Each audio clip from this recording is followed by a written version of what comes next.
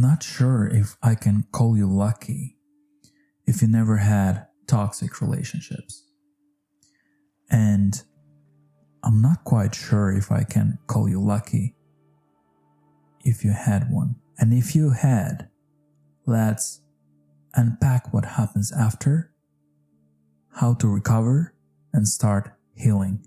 What happens after leaving toxic relationships? The first couple of weeks, you'll feel numb, as you'll be in quite a shock of what happened, of what's happening now. Your mind will be denying what is happening. Your mind will be in denial mode. Your body will be in fight mode to protect your sanity.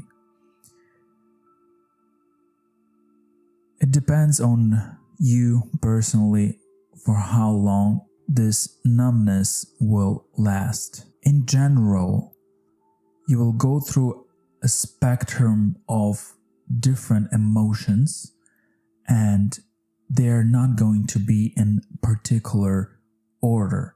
So I'm gonna go one by one as it comes to my mind. Grief. Losing relationship or leaving relationship, it is somehow feels exactly like losing a person. When you lose a person, you go through periods of grieving. When you just thinking about what happened, asking questions why, cannot believe it, cannot accept it, feeling anger, and there's not much you can do. You just have to go through the stage of grieving. There'll be a lot of replaying memories. It will be your constant thing to do every day. Once you wake up, before you go to bed, every little thing will remind you of this relationship and that particular person. It is also a part of healing, a part of recovery. Your mind just has to come in terms and cool down and adjust to new reality. There will be a lot of idealizing. You will not be remembering bad stuff. You'll always be remembering the most emotionally and positively charged events and feelings. Because as I read somewhere, your mind has a capacity to remember things and emotions, and it cannot remember everything, so it just remembers the most intense and charged emotionally moments, kind of highlights. When you take pictures, it saves to your camera roll, but you pick favorites. You don't like all of the pictures. You keep the pictures somewhere in subconscious, but your favorites, your highlights, you posted to Instagram.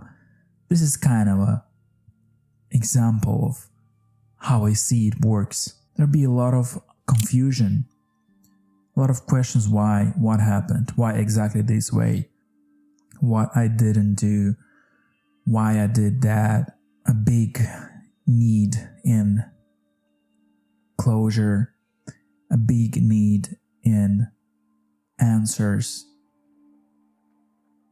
It's a really weird stage. There'll be a lot of wanting to go back. All those emotions, they come in waves. They interconnect. They come back and go away. It's just like a dance of these emotions. Like it's your mind playing with you, playing with your being. You will definitely want to text, to call, to bring things back, just to get back to that normal.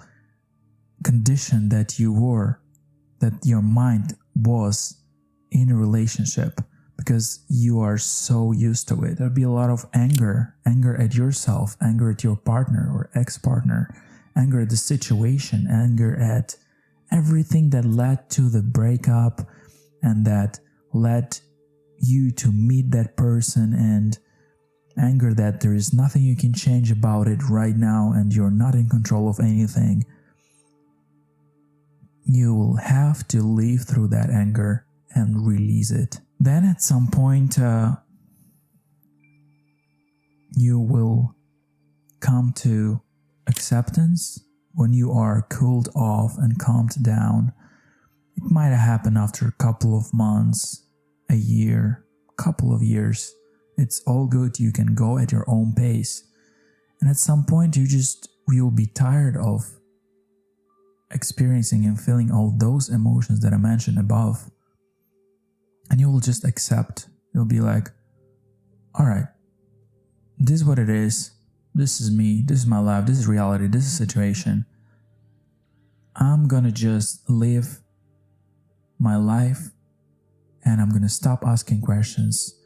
I talked to my mind. I did my homework and I'm ready to open up and just be. And then you will go through forgiveness. You'll forgive yourself, you'll forgive the situation, and you'll forgive the person that was with you. This is kind of a most liberating stage, and I wish you reached that stage and found courage to forgive. Ingredients for healing toxic relationships. Patience. You will need a lot of patience with yourself. It's hard. It's hard to be patient with yourself. As of me, I am very, very hard on myself. I'm judgmental. I'm very disciplined. I'm very controlling, I would say. And I have really, really high expectations of my life, my actions, and everything around me, people around me. So being patient for me is really hard, and I learn it every day as I go. But it's very quiet action. Patience. It's not visible through the eye. It's very quiet and soft feeling when you're like just patient. If you feel anger, you just don't judge it too much, or if you feel urgency to text back or call that person, or just miss that person so much at this very moment, just softly be patient with it and see what happens. You will definitely need a professional help, like therapist or psychiatrist, like a professional therapist. Friends wouldn't be able to help you professionally, but a specialist, like a therapist, they have unbiased view on your life situation. They have tools and skills, and they are certified and licensed to provide help and guidance. And that's just like going to the dentist. It's a doctor, it's a skillful worker that just works with your mind instead of your body. Just to kickstart the process, go get a few sessions with therapists, or I recommend hypnotherapy. That's what I personally have done, which is more impactful on your subconscious. If you have really good friends that are non-toxic and supportive and loving, and if you don't have, try to get loving, supportive friends that will just listen to your rumbling every day, that the friends that will teach you and will let you communicate openly, and friends that are non-judgmental and like letting you be yourself. This is very uplifting and very helpful. Time. This is the biggest one after patience. Healing takes time. it might take a long time. For me, it's been more than 2 years since I started my journey of healing, and my road to recovery started 2 years ago. And it's never-ending process, I would say. Knowledge. You will need a lot of knowledge related to your special case. You'll need to read a lot of books, listen to podcasts, watch videos just to get the knowledge and understanding of what happened to you and what happened to other people and how they dealt with it and how to deal with it, their advices, life stories. You will feel not alone. You will relate. This plays a crucial role in healing. People around you. Meet new people. Listen to their stories. Hang out, have fun and enjoy. You will relate and understand that we are not ideal, and every human on earth has a story and a trauma they overcame and lessons they learned. You will need a new model of relationship because your old one obviously didn't work, and building a new model of relationship will take a lot of trial and errors as well. When you meet new partners, when you go out and date, you will still stick to your old patterns, but you will have to break it little by little, and it will take multiple tries. Trust me, from my own experience, even being super aware and conscious, patterns take over. Break them. Breaking the pattern. This was a big one for me.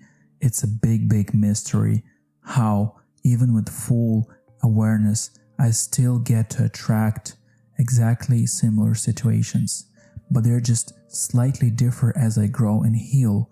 It's kind of a levels to a lesson. It's like a levels in the game that I have to pass to complete my big lesson. And it might be frustrating. It feels frustrating to understand that you've learned something and think that you healed and you're good to go, and you meet and attract very similar circumstances in your life.